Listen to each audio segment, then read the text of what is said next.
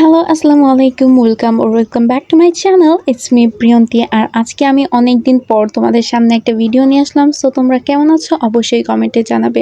So basically আমার এত late করে ভিডিও দেওয়ার কারণ হচ্ছে আমার এক্সাম চলতেছিল, পুরো বাংলাদেশে এক্সাম চলতেছিল। পরীক্ষার প্রিপারেশনটা ভালো করে নেওয়ার জন্য আমি ভিডিও দিতে পারি নাই, তবে এখন আমি রেগুলারলি ভিডিও দেবো। সো তোমরা অবশ্যই আমার চ্যানেলটি সাবস্ক্রাইব করে দিয়ে আমার পাশেই থাকবে। আমি তোমাদের একটা কথা পরীক্ষার আগে বলতে চেয়েছিলাম, কিন্তু এক্সাম যেহেতু চলে এসেছিল ভিডিও বানানোর সময় পাই নাই, তাই বলতে পারি নাই। তাই এখনই আমি বলছি তোমাদের, এই এক্সামটা যাদের ভালো হয়েছে বা খারাপ হয়েছে তাদের দুজনের জন্যই একটা ব্লেসিং। কারণ এই এক্সামের মধ্যে মানুষ তার ল্যাকিংস খুঁজে পাবে, আর আমিও আমার ল্যাকিংস খুঁজে পেয়েছি যে আমি কোন জায়গায় দুর্বল। সো আমি সেগুলো একটা খাতায় নোট করছি এবং আমি যেই ভুলগুলো করছি সেগুলো লিখে রাখছি, যাতে আমার টেস্ট অথবা ফাইনাল এক্সামে আমি সেই ল্যাকিংসগুলো ক্লিয়ার করে যেতে পারি এবং ভালো একটা আউটপুট পেতে পারি। আমি তোমাদের অবশ্যই আমার যেই সমস্যাগুলো আছে সেগুলো এক্সপ্লেইন করব, তবে আমার কালকে একটা ম্যাথ এক্সাম আছে।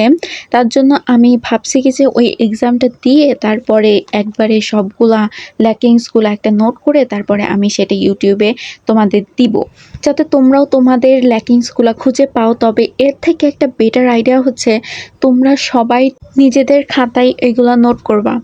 আসলে আমি দেখছি কি যে যখন আমরা পরীক্ষা দেই বা এক্সাম দেই, তখন সবাই মানে একটা ভিডিও ওয়ান শট বা ইউটিউবে ফ্রি ক্লাস দেয়, সেগুলো আসলে তখন না দিয়ে যদি আগে দেওয়া হয় তাহলে অবশ্যই ভালো হয়। সো কী করার, তখনই তারা দেয়। তো আমি ভাবছি কি যে যে ভিডিওগুলো দেয় সেগুলোর একটা নোট করব এবং সেইখান থেকে আমি প্রতিদিন যতটুকু পারি আমি প্রতিদিন অনলাইন ফ্রি ক্লাস করব, যাতে আমার ল্যাকিংসগুলো ক্লিয়ার হয়ে যায়। আর আমি আরেকটা সমস্যা আমি বেসিক্যালি প্রত্যেকটা পরীক্ষায় ধরতে পেরেছি, সেটা হচ্ছে কম টাইম থাকা। আর এত পুরা ফুল সিলেবাস রিভাইজ করা অনেক কষ্টকর হয়ে যায়। আর আমি তো প্রত্যেকটা চ্যাপ্টারের শর্ট নোটস বানাই না।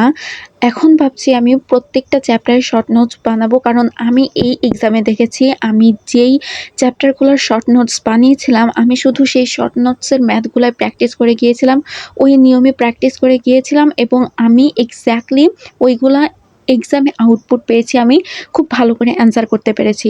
তাই আমি এবার ভেবেছি কি যে আমি প্রত্যেকটা চ্যাপ্টারের যেরকম ম্যাথ টাইপের যে চ্যাপ্টারগুলো আছে, ফিজিক্স, কেমিস্ট্রি আর বায়োলজির একটা বা দুইটা চ্যাপ্টার আছে হয়তো, ওইটা নাও লাগতে পারে, তবে আমি চিত্রর জন্য বায়োলজির নোটস বানাই, এটাও অনেক হেল্পফুল।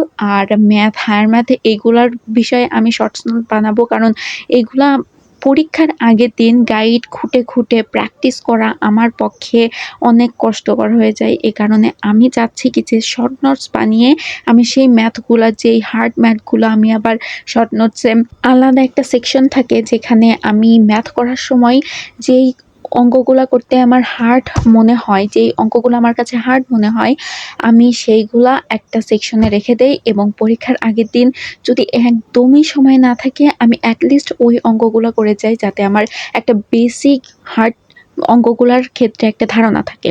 আর তোমরা যে স্ক্রিনে আমার বায়োলজি খাতার অনেকগুলো চিত্র এবং অনেকগুলো ডকুমেন্টস আকারে দেখতেছো, আমি এক্স্যাক্টলি এরকমভাবেই নীল পেন দিয়ে না, আমি ব্ল্যাক পেন দিয়েই লিখছি এবং চিত্রগুলা কলম দিয়ে না, পেন্সিল দিয়ে আঁকিয়েছি।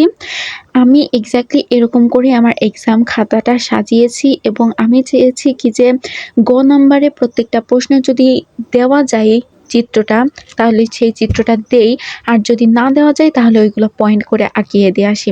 সো আমার ক্ষেত্রে এটা অনেক হেল্প করেছে আর আমার মনে হয়েছে আমার বায়োলজি এক্সামটা অনেক ভালো হয়েছে। সো দেখি কি রেজাল্ট আসে।